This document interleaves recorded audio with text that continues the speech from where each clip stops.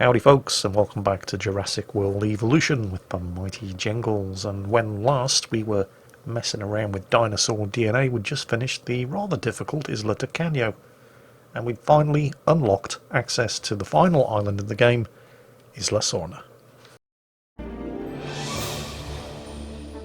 This is Isla Sorna. You've got a larger landmass to deal with on this island. More opportunities for success, and, of course, for the unexpected, which shouldn't be unexpected, but, you know, it just always is. An island Dr. Malcolm's all too familiar with. Site B. Long since reclaimed by nature, mostly. Taming this place will likely be your toughest challenge yet, and speaking of taming, a number of wild attractions make up the local population. Full disclosure, some of them have very long and very sharp teeth. Do not let this place fool you. Like Central Park in New York City, what appears to be nature is actually an elaborate illusion. On this island, the dinosaurs are running wild. But that can't be true because they're contained, aren't they? Their situation and their existence is both artificial and real. A recursive nightmare. Like the Dragon Curve, a potentially dangerous Mandelbrot set. Fractal, fraction, fractured, all from the same root word. Frangir, Latin for to break. So you see, creation and destruction are really one and the same. Right, Isla Sorna. Now, if you, like me, were a little bit confused after the introduction to Isla Sorna, specifically at the absolutely minuscule, tiny size of the compound that you start off with, and you were thinking, well, where the hell do I put my dinosaurs? Isla Sorna is not like the other islands. On all of the other islands, you introduced dinosaurs to the park inside the enclosures. The dinosaurs are already here on Isla Sorna. They're running around in the wild. Essentially, the entire island is your park. You start off on this island with 3 herds of wild stegosaurs just roaming around the place as if they owned it, and 1 Spinosaurus. And if you leave that Spinosaurus to its own devices for too long, you'll soon end up with no stegosaurs and a very, very hungry Spinosaurus. And when the Spinosaurus has run out of stegosaurs to eat, it's going to go looking for something else, and the only other thing available for it to eat on this island is us. Hence the walls around your starting enclosure. And we don't want wild dinosaurs eating us, we want them eating our guests, and the guests aren't going to arrive until we've provided some facilities for them. So it's time to start trying to impose some kind of order on the chaos that is Isla Sorna.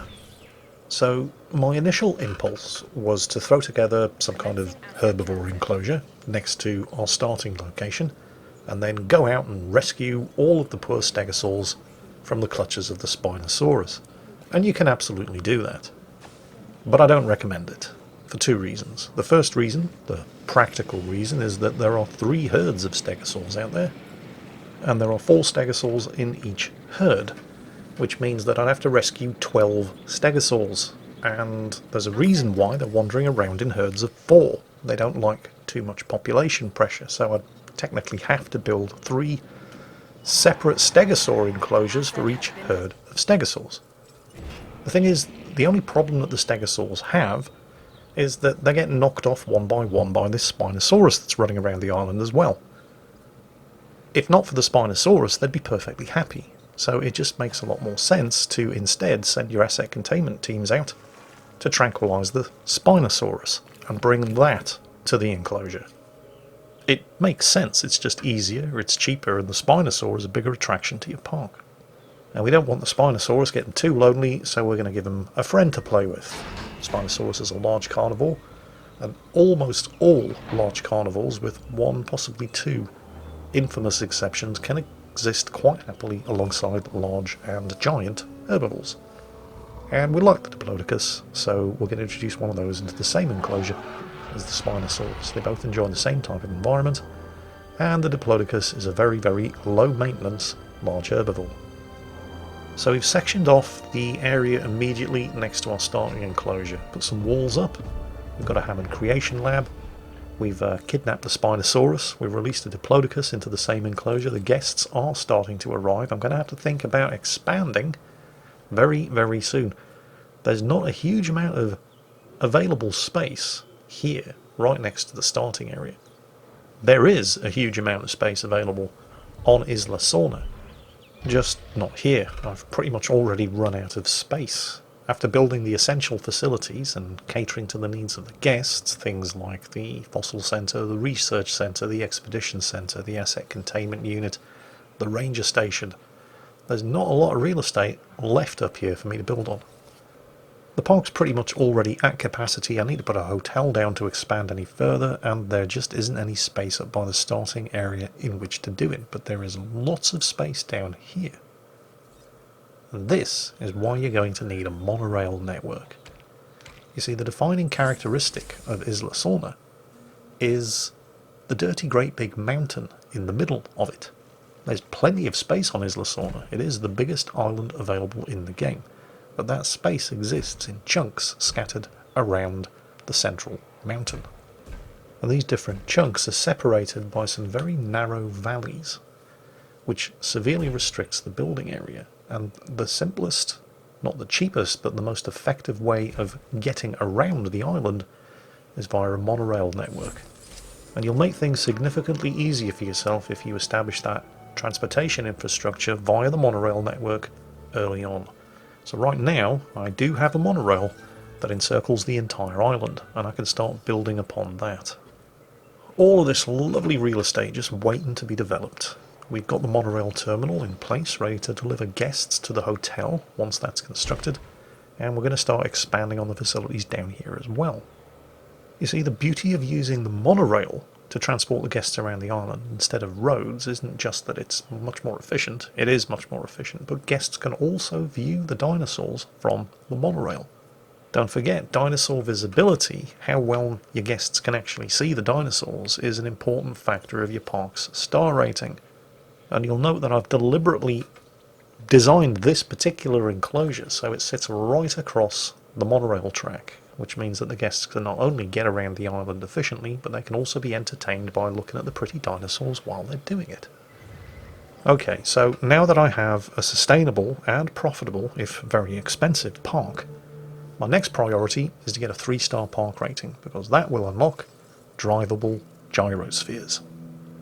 The gyro station is great for really letting your guests get in amongst the dinosaurs. It's the single best way of ensuring that your park has a high dinosaur visibility rating, but, well, if you're anything like me, the very first time I put down a gyro station, I couldn't help but think, I want to actually get in one of those things myself. And getting a 3-star rating here in Isla Sorna will allow you to do exactly that. And getting a 3-star rating here is not going to be difficult, not with the sheer amount of stuff that you've already unlocked just to get this far in the first place. In fact, I think the introduction of a Tyrannosaurus Rex might just be enough to tip the balance. Oh look, here's one I prepared earlier. You made that look easier than it was. Yep, there it is. 3-star rating, drivable gyrosphere unlocked. And it was all thanks to Trixie the T-Rex here. Say hello to the nice YouTube people, Trixie. Oh, you might want to do something about your breath while you're at it. And the best part about drivable gyrospheres is you don't actually have to build anything new. They're just the same regular old gyro stations, except now you can actually take charge of, well, one of the gyrospheres. Check me out, Mum. I'm on YouTube. You have 2 views, by the way. There's this default third-person view. Or you can press the R key to switch the camera to...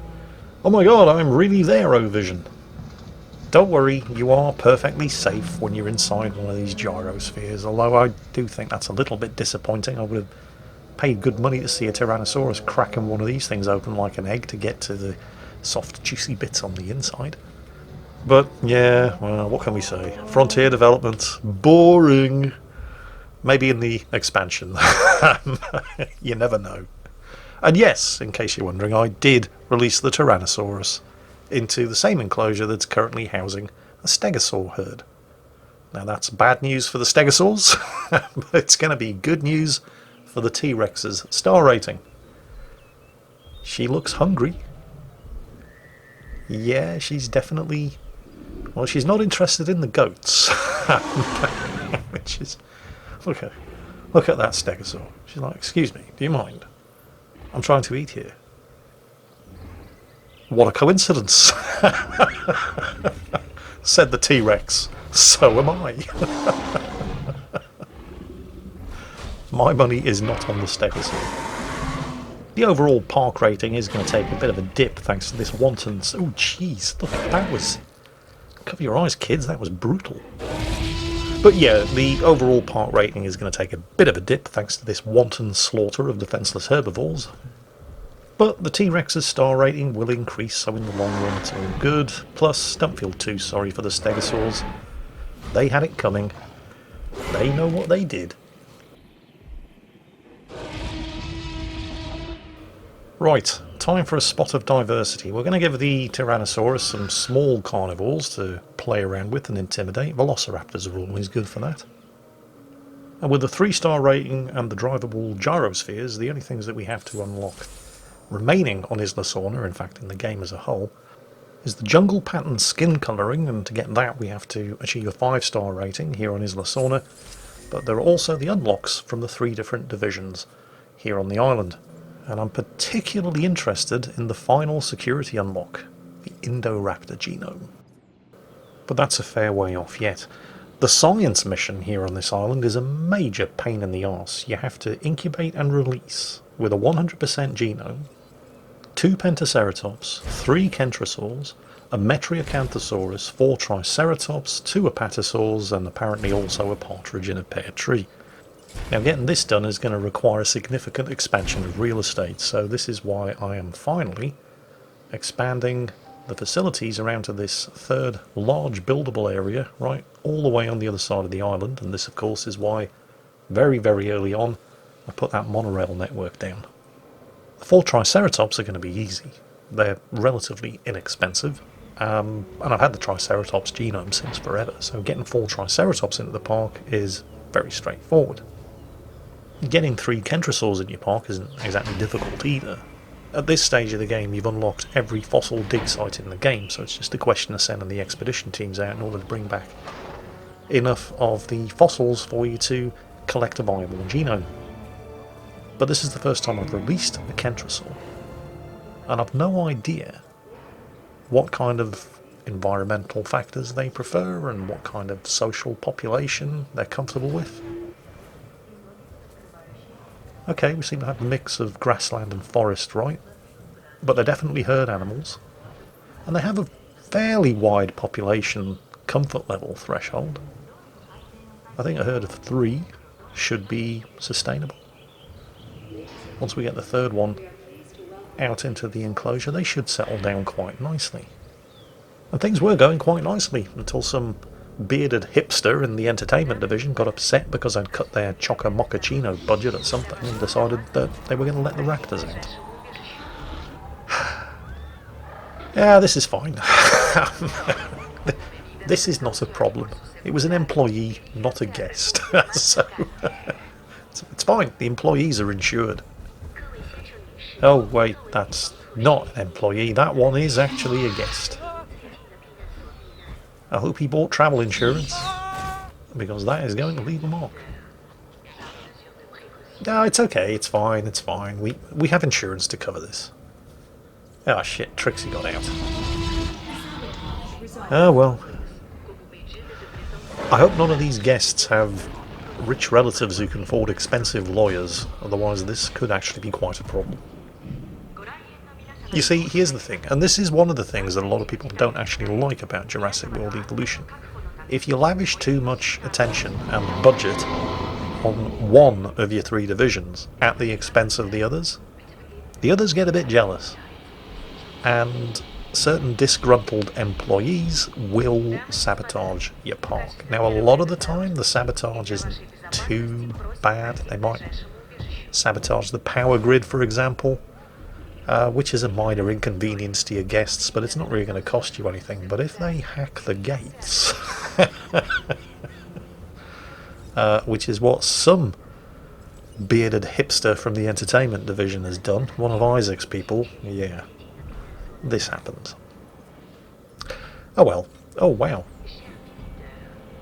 It killed a raptor. Good girl, Trixie. I didn't see that one coming. Oh well. Well, that's a nice little buff to Trixie's star rating. Unfortunately, the rest of the raptors are going to get a bit antsy because their population level has now dipped below the comfort threshold. So I better quickly breed a replacement for that.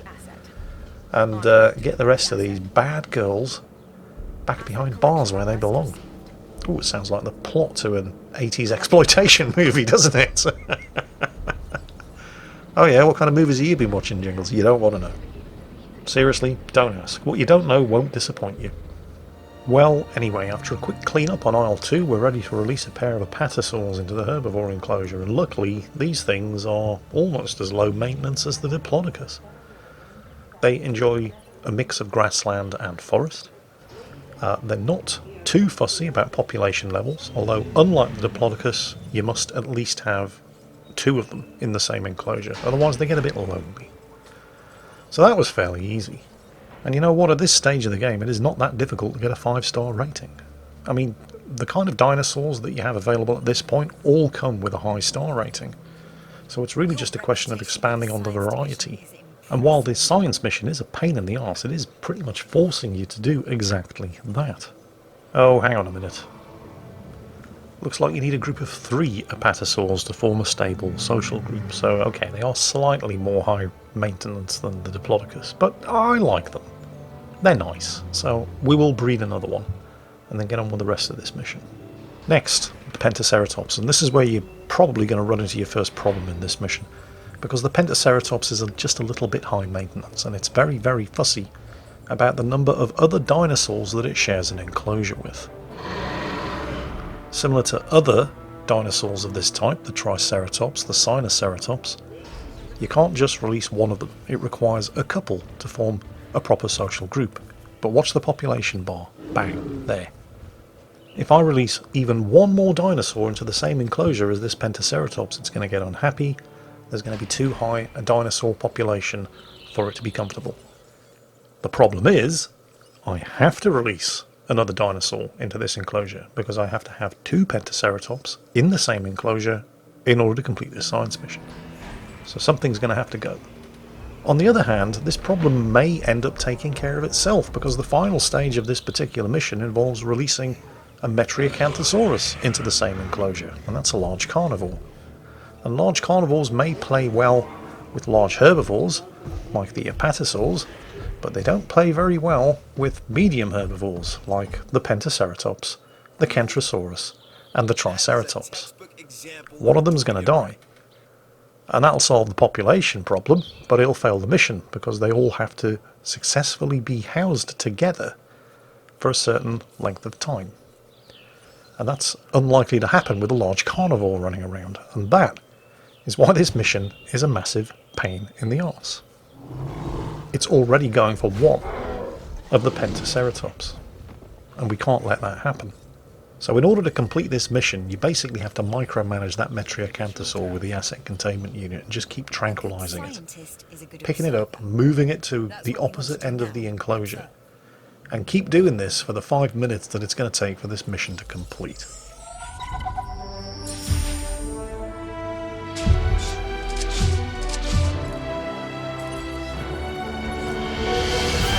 We have a fully functioning ecosystem in place. That was my plan, and now we have seen it come to fruition. You work well for me, with me, and I know that isn't easy. I thank you for that. Nature doesn't abhor order, it abhors predictability. Routine leads to stagnation, which leads to atrophy, which leads to extinction. Until somebody smart enough to know better becomes predictably foolish enough to do it, or in this case, undo it. Like I said, pain in the arse. I ended up solving my Pentasaurus problem by just letting the Metriacanthosaurs eat them. Hey, what can I say? I'm a fan of simple solutions.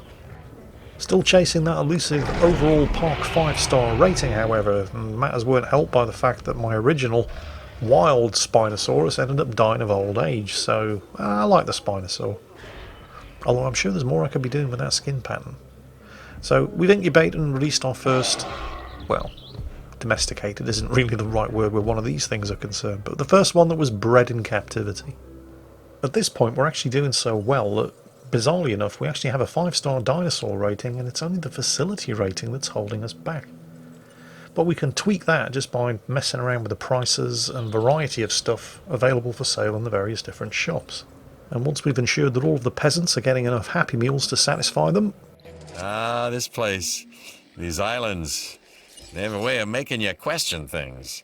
But there's no question you are achieving new levels of competence.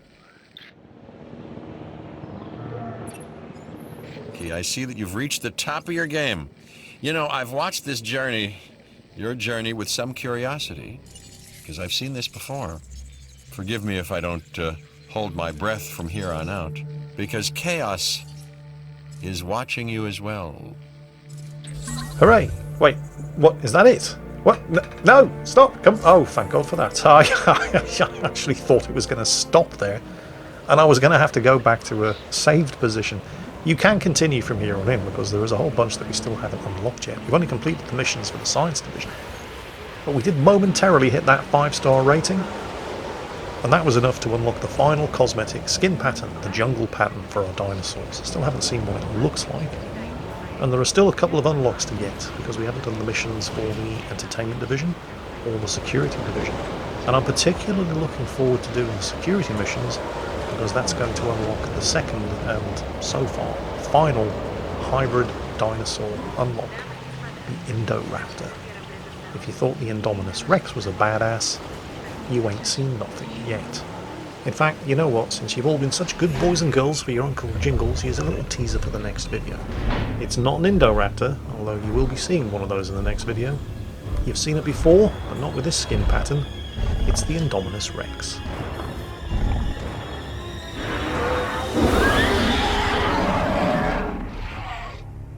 All of this and more to come in the next, and probably final, unless they release some DLC anytime soon, Jurassic World Evolution video.